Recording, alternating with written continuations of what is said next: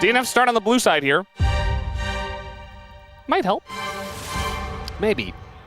Really, it hasn't been the laning, it hasn't been the drafts. It's just been very consistently the level of play that we've seen from DNF when it comes to the mid-game. The objective setups, the rotations around the map, the side laning, the team fighting, all of it just not quite the level where it needs to be. For T1, we did see obviously a lot of struggles early in the season. We had Guma and Smash still rotating. We had Doran heavily underperforming compared to where he has been ever since, I want to say like 2022, right? When he moved towards that. 2022 he did already move to Gen G, right? Yes, so 2022, 2023. And we'll see if T1 can just rely on the current form of their players to end this swiftly and inch ever closer to Hanwha Life, currently still pretty decently ahead of them in the standings, but the fact that they're playing a head-to-head match makes this, even a single game drop, could be a big dealer for T1's chances at locking himself into the double elimination part of the road to MSI.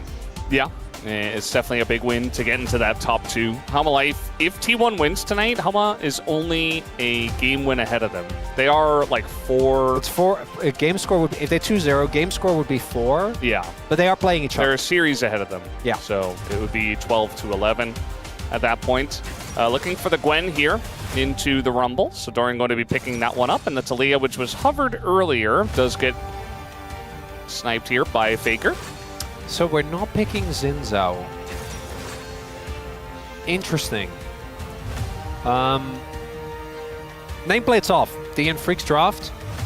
Impeccable. Get Yone into Taliyah, which is one of the few matchups where I have seen the Taliyah really struggle, because Yone has many ways to circumvent her E, and obviously once you get on top of the Taliyah, she does not really do a lot.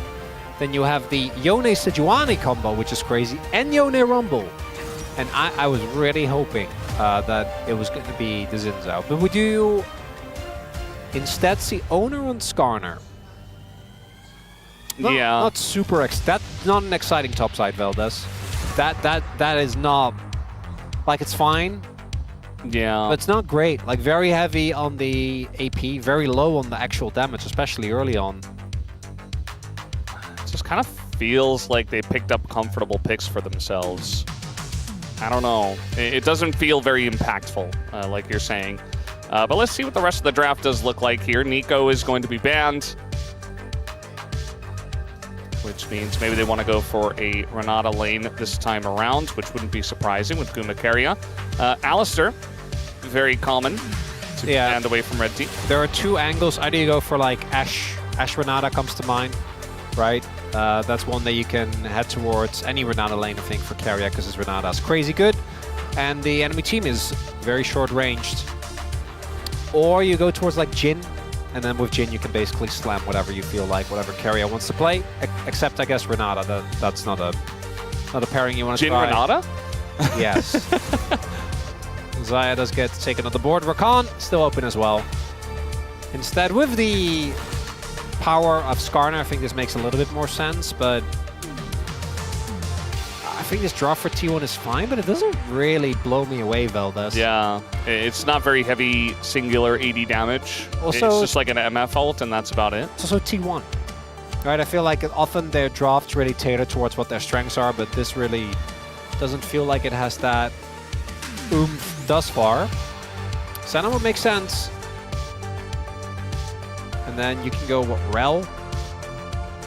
Alistair's out. You can go Poppy as well if you don't want to run the risk. Nautilus. Nautilus doesn't quite get cooked as hard by a possible Poppy pickup.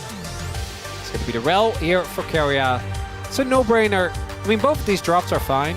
If you could nameplates off, pick one, I'd definitely want to be DN FREECS. When we're in the tank, always makes me a little suspicious. I mean, if they go in and the Skarner gets the Impale, he's going to like that. So maybe that's the angle for the Skarner. Bit of disengage there and protection. But here we go. Game number 1 is loaded up. Let's hop onto the Rift.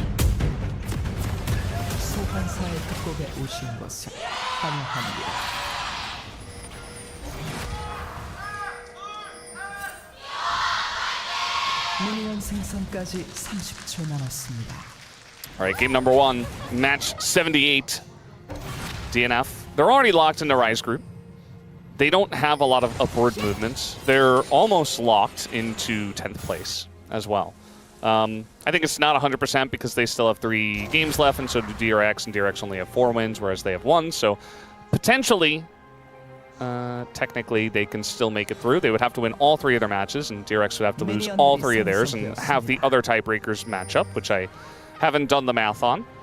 So for them, it's really just about trying to get yourself into a place where you feel comfortable as a team, because they have not looked comfortable as a team, especially their team fighting their macro. That I think is where it all kind of falls apart in the mid game. You mentioned it before, the drafts are fine. This draft is excellent. The laning is fine. Sometimes they even win lane. It's just about transitioning after that has been extremely difficult for them for some reason. And it's hard to pinpoint. I always, when it comes to team fighting and setups, go to the support and jungle duo, because those are generally the ones that will make a lot of the in-team fight calls, right? Like, they're the ones that decide when to go in. Even if you end up playing carries, outside of like actual carries, like we see with the Kindred last game, for example. Even if you're playing something like Zinzo, you have a lot of agency as to when you go in, when you start fights.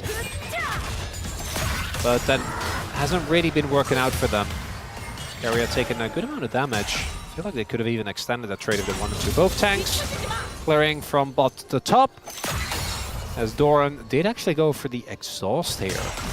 So it makes him more susceptible to getting ganked in lane, but I do like the exhaust into both the run, but even against Yone, I actually think you can get a good amount of value from it.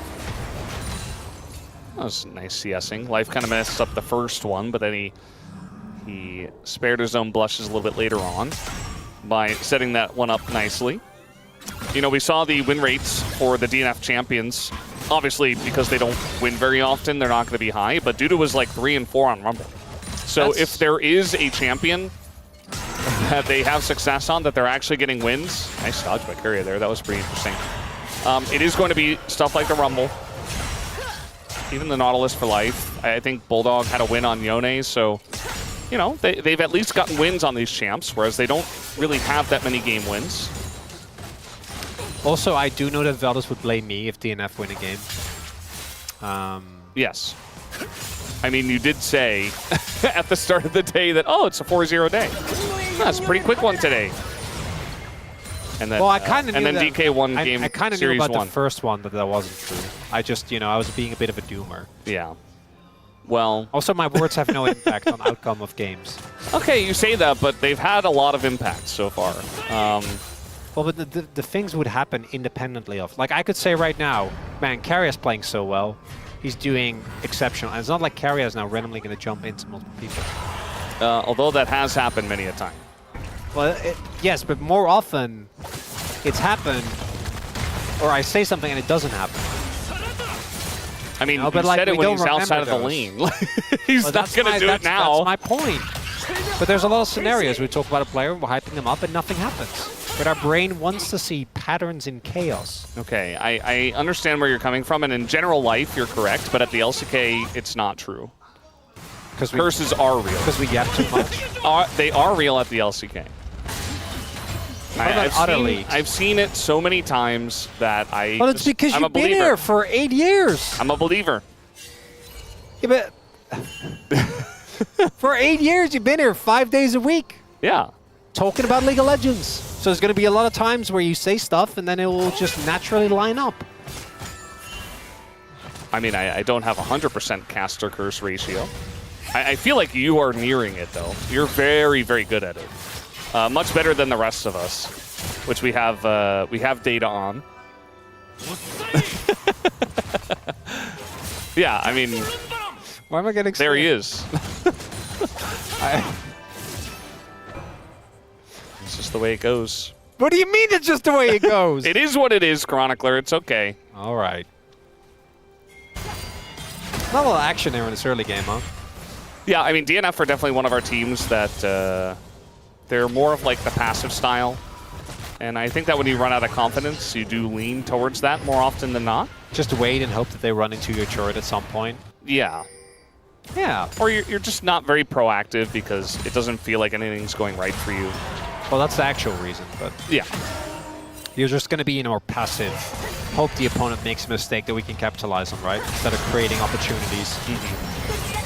Like this one, which is actually very good for DNF. Nice hook there by Life. It's not going to lead to all too much with the Senna just sitting back and farming. Not too bothered by that Ascena, though. Just enjoying yourself, slowly farming up. Berserker up in gold, but obviously Guma is sitting on a call. So once that is cashed out, unless we see Berserker answering kind, and call and Senna feels kind of bad. Not gonna be the case, I don't think. Berserker though, gonna just be looking to get as many souls as possible and scale up. This Pyoshik does get the crab. Crab fight victory for DNF. He like an announcer voice, like crab fight victory. That's what I did. Dudu nearly dying here. The exhaust is almost there. Doran probably wishing he had flash. As the exhaust didn't do a whole lot, kind of just slowed him down, and then he just ran away. Or hit your needles. That would have, well, yeah, would have helped. That's what the exhaust is for, right? But if you use the exhaust and you don't hit the needles, then the exhaust just didn't get much value, did it? Really didn't. Doran does have TP advantage, so he's able to just get straight back to his lane. Should be able to further cement his lead. Dudu with the Swifties. Does have a little bit of extra movement speed, so that's nice at least. Maybe that was why he could dodge it. You know, we had Life DK Game 3. We had our first blood at like 17 minutes and 45 seconds. It was late. It was late, Valdas. It was very late. I do wonder if it broke the record. It did, actually, because it was 17 minutes and 26 seconds previously here for this season of the LCK. So it broke the record. This one looking a little bit like that. Maybe. So we have Bro and Brew. Yeah. What are you brewing today? DNF and drink. Yeah, DNF and drink. All right. My drink of choice for tonight, probably tea. For tonight? Just a cup of tea, you know, when I get home. Because I can't drink coffee when I go home, right? It'll be too late. What about right now? You just drinking water? Just water. Yeah, me too. I'm just a water drinker. Nothing too crazy. Yep. Water Walter with us today. DNF is just going to flash away from that one. Life just says, no, I would rather not fight. Whereas T1 are very much wanting to fight. Double stun comes through. Now Berserker's going to flash away. Life in a really rough spot, but it is a Nautilus. As Bulldog comes over, the Nagamana Keria is big. The bullet time, though, in a Pyoshik is bigger. And eventually he will go down as Faker picks up that kill in the 2-for-1 trade. T1 definitely going to enjoy that right before the grubs do spawn. Doran, I think, has his ult still primed, yeah. Waiting for it. This time, okay, that one was very off, but very close to getting the kill once again. Feels like Doran is getting very close, but not quite there. Dudu can also still equalize if he was already in trouble, so wasn't too scared off. That lack of confidence is something I think we see right there. So the first disengage is right, because Faker has his ult, right? So like Bulldog can never join the play in time. Okay, little dodge here. As Bulldog gets away from the Skarner, who does not have Impale. Used it in the last fight.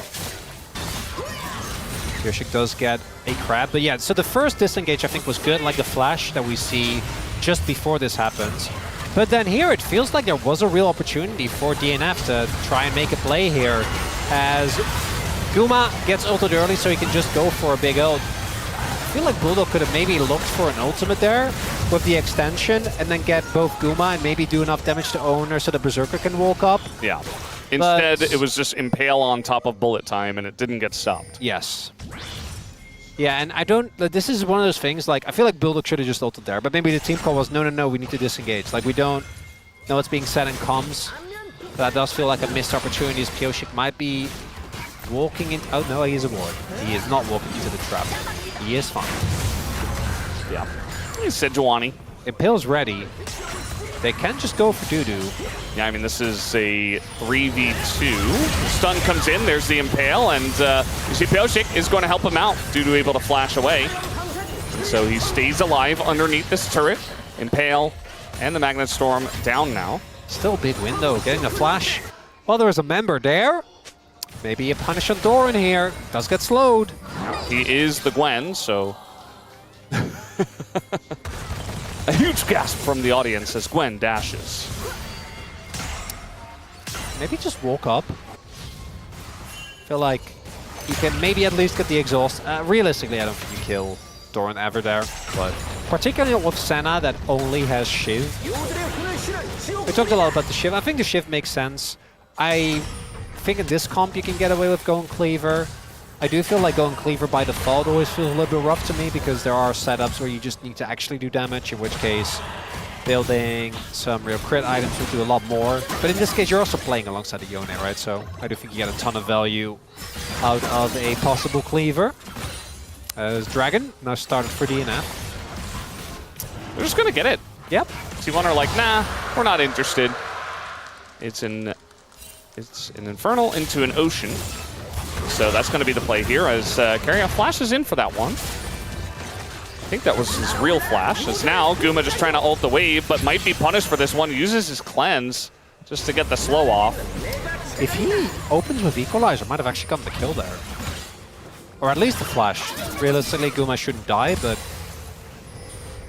just a flash would be nice. Yeah. Feels like DNF players definitely hold on to their ults a little bit too long.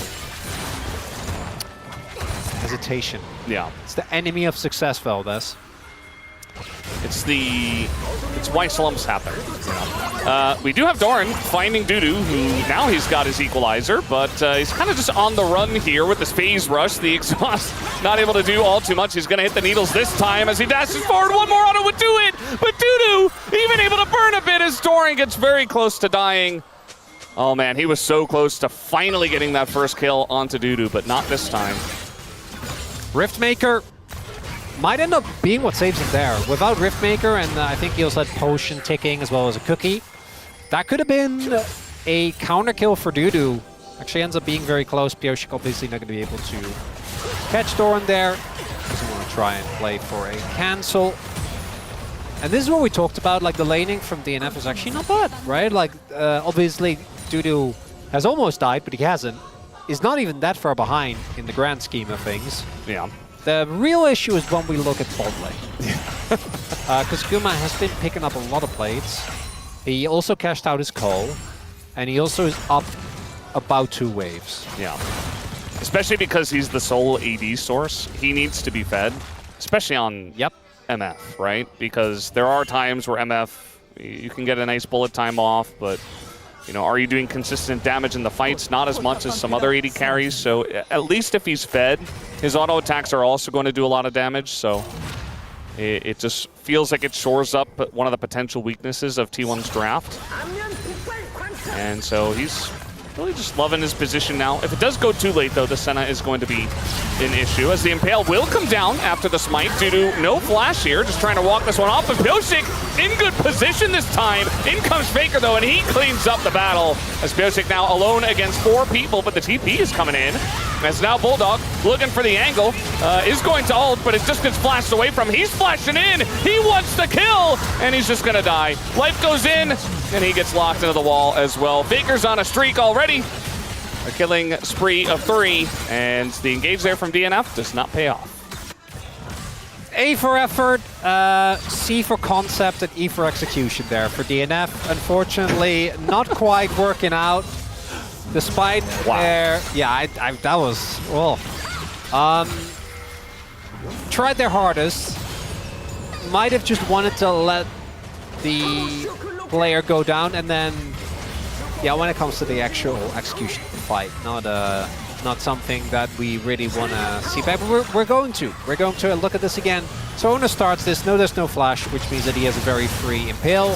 A lot of damage comes down, but there are no needles available, so Dudu stays alive for a good amount.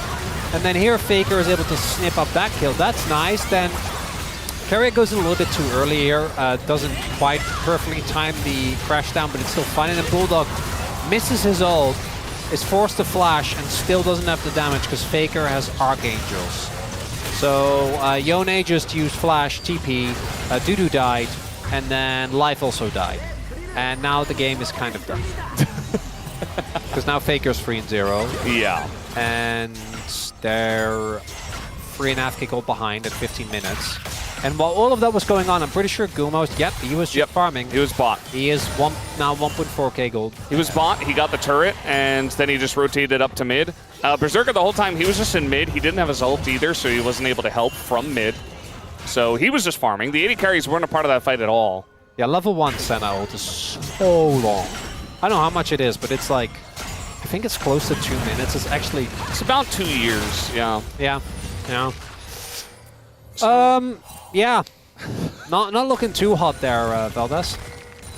Yeah, this is definitely one of those rough situations. Like, it's kind of hard to really criticize DNF for trying to go in there because it's like, when will they go in there? You know, like it feels like we can say, oh, they're being too passive, but then when they go in, it's not looking good because the execution isn't good. As Guma just gonna get caught, just straight up caught here in the bush. Can they actually kill him? Yes, they can. As now Faker's making his way over. That was a very interesting ult from the Sejuani. Berserker just hitting 2 walls, and the Impale on the right side of the fight is huge. Bulldog does get over there, does get a kill onto the support, but life is definitely dead, as is Pioshik. Not the cleanest fight, but Guma does bait them into a really rough spot, as now Bulldog, he is getting run down here by the mid and jungle duo. Oner gonna lock him into the wall, and that is gonna be the end of him, as Faker 4-0-5 already. Meanwhile, Doran is just snipping away as this starts with a pretty big... I don't know, Guma, why are we defending that river by ourselves? I don't know. It has some spills still end up going down, but a lot of resources are invested in making this happen. And then Berserker gets basically 1v1 by Faker, so doesn't really get to play the game. And then Bulldog joins by the time the fight's already lost. And with Gwen, if she just gets to do multiple 4-stack snips in these type of fights and hit multiple people, she's going to completely obliterate. As what is this? Come on now. Ox is here today, by the way. And okay, so that was the... This is just this is what, the fourth today? It's at least the 3rd in a row. We started out with Mountain. If we have the Chronicler curses aren't real cam, I want to see an empty couch for Ox cam. Okay? I want fair... What is he even doing? Just treatment. Well, clearly not watching the game. Yeah. Yeah, look. Unacceptable. Even little Tibbers is disappointed.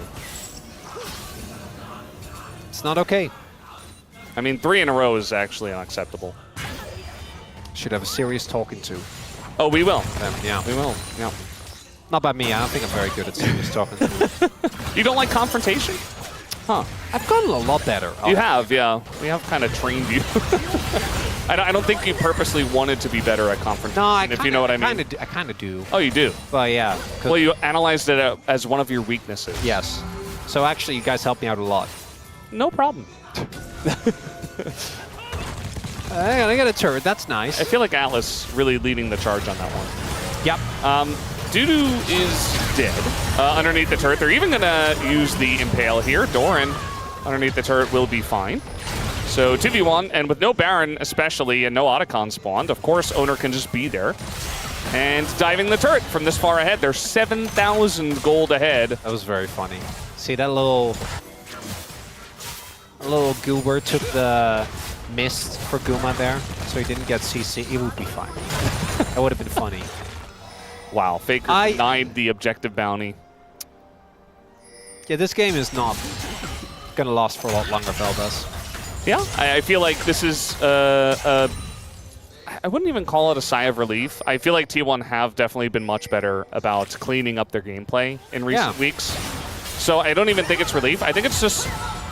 Okay, nice flash there from Faker. Good angle, actually, with the Mega Cone. That's the action I like to see with the engaged Mega Cones. But yeah, I think it's good if you're a T1 fan. You look at this, you're like, yeah, this is the way it should be, right? My team's taking them very seriously. No flash. I say that, and immediately Faker's going to get caught here. Even the Senna ultimate over the top, but Oner is here.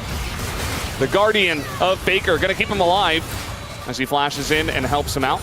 Nice little setup from Life to try to make that possible. This time the hook is going to miss. And they're just waiting for Guma to join. And once that happens, T1 might consider taking that fight. But for now, just backing them off of this objective. There's a lot of ultimates gone for DNF. Could just go Otacon here. I like the call. I actually think this is a good one. Only thing you have to be very careful of is Dudu his equalizers. Faker, TP in the mid, but probably going to get the shove in and then uses wall to get over here. He's just going for the turret. They're just pulling this out. They're not even doing the objective. Nobody's here. And so Faker maybe just gets a free turret. And Dudu doesn't want to use the equalizer with the Otacon being pressured. Little root on an Oner. But realistically, no Sejuani ultimate at this point. No Nautilus either. And so they're not really finding angles to engage at this point, especially down about 7,500 gold. Yeah, T1 could do Otacon. I think we've reached that point where they're fed enough. I respect that they don't. Fight over the blue. A bunch of damage goes into Pale-Shake. Impale hits only life, but it seems like they have the damage so much used just to kill the Nautilus. But T1 is that far ahead that they can expend all of their abilities just to take out one guy, and then they can do the Otacon. I think this is contestable for DNF. I actually think the right call is to try and go for this. You have Senna and Yone very soon. Faker's going to look for a wall off. Yeah, I think the wall just stops him. Although it is Sejuani, so they have to be careful about Pale-Shake, and the wall is not going to wall him off, but Faker himself will get the job done. Bulldog does go in, the engage comes out, but look at that ult from the Yone. Bulldog keeps all of them away from the Rel engage. As Keria, maybe just a little bit of zoning as well, just making sure everybody gets out alive. Either way, the follow-up wasn't there, and the Otacon does go to T1. But bounties for DNF, which is something. They get the turret. It's not enough, Eldas. It's nice, though. 6k gold lead now, still for T1, but they did get a little smaller, as it is indeed Oner. It's just life, but he does have, I'm pretty sure his Aftershock still running, so Guma also invests his ult, and then the equalizer is not great. Imagine if they still the equalizer here, because this combo from Bulldog and Berserker actually ends up doing a lot of damage, with both Guma and Faker getting caught in that. If they did well, we got a little fight here, as this time it's going to be Faker who's caught. Not sure how he got himself into that predicament. But that's a big shutdown now. Didn't see who the kill went over to, but either way, it's a lot of gold going over to DNF. And this was pretty much an unlosable game. Bounty. Yeah, it's another bounty. It's going to delay the Dragon Soul. I mean, we only had 2 dragons up to this point, which is pretty low. But either way, it's still a nice little win here for DNF. Never say never. So as I said earlier, clearly the game is not over yet. You absolutely said that. Yeah, I was clearly here. the game is not over. I remember, yeah. And anyone that says anything to the contrary is a fool and should be made fun of, is what I said. Because we I remember you saying that, yeah. Yeah, we can clearly see that gold graph swinging back up. So how did this happen? Oh, yes. Banana Brush Ward. Playing for Crab. Come on, Faker. It's very straightforward. Oh, it went to Dudu. He got 1,079 gold. It's not bad. He's still 1k gold behind. But I mean, they still have that supreme wombo combo. Like, we saw 2 parts of it. They can still win. If you get the equalizer on top of that, and Bulldog hits some big ults. If you hit Faker and Guma with an ult, you do just win. Like, I know Gwen's there, and Gwen is really good in fights. And very fed. But I do truly think Berserker and Bulldog line up well, and Bulldog hits Faker and Guma. I think you win. I think you just win the fight. Yeah. There needs to be maybe an equalizer, you know, like a little bit more damage. Just the combo alone isn't enough. But yeah. Oh, and the same trap. Uh-oh.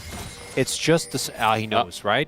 Right? Yes. Well, he's still going to get flashed on. And here comes Bulldog. Uh-oh, that was a very interesting combo. Either way, Faker trying to flash away from this one. Impale is big with Keria coming in over the top. The bullet time is huge. As T1, they gather up. They use all their ultimates together, and their wombo combo is the better one. The equalizer is good, but they don't really have the damage. Bulldog goes back in, as he says, well, I'm probably not getting out of this one. Or at least that's what I hope he said. And now Dudu being chased down pretty fast and actually decently tanky. T1 still going to win the fight and take out the jungler, so now they get a free Baron. If that ult hits and Faker dies, maybe that fight is salvageable. But the enter-synergy in DNF remains very strong. Life hooked him out of the ult, right? Yes. That did happen. Because he's ulted! He's ulted! You ulted him life! Oh no. Because Faker dies. Is that enough to win this fight? I'm going to be honest. It probably doesn't matter. Like, I think that T1 was very ready. The entire squad was there. Like, Faker knew that they had a trap there, right? You could see it based on his movement. Faker dies there. They still lose the fight. But the mental damage you do by stuff like that happening, oh my god, that's not good, Feldas. I'm not playing, and that hurt me. It was a painful moment that we all had to experience together. You had, the ult was, they would not... Yeah. I know. Bulldog is probably not very happy. As he had the lineup, it was very nicely set up by Life. You know, the gank itself was fine, but the hook was obviously not. And that was your opportunity to take out Faker once again. Do have an objective bounty on the bottom side of the map. No one seems to be here, but with the Baron, T1 are looking for more than denying bounties. They want to win this game. Faker pushing mid, rest of the team in the top lane. And the timing of this is very good. They're going to crash at the exact same time, and the wall is going to come down here. So now, Seismic Shove is going to miss, but you've got all sorts of other engage, although that mostly hits a Sejuani. As now, TP coming in, Keria having to flash away, knocked into the wall is Doran, but the Impale is going to get Bulldog, and the wallets, I think, are just a bit too heavy. Doran able to just run at them. As Pyosik, one by one, the dominoes do fall, Pyosik being the last one, and that's a triple kill here for Doran, and a final kill does go to Guma, and that will be the game that we thought was over a while ago. Had some bumps, some bruises, but T1 will win in the end. That's domestic Doran, baby. Coming in hot on the Gwen. Early pick pay.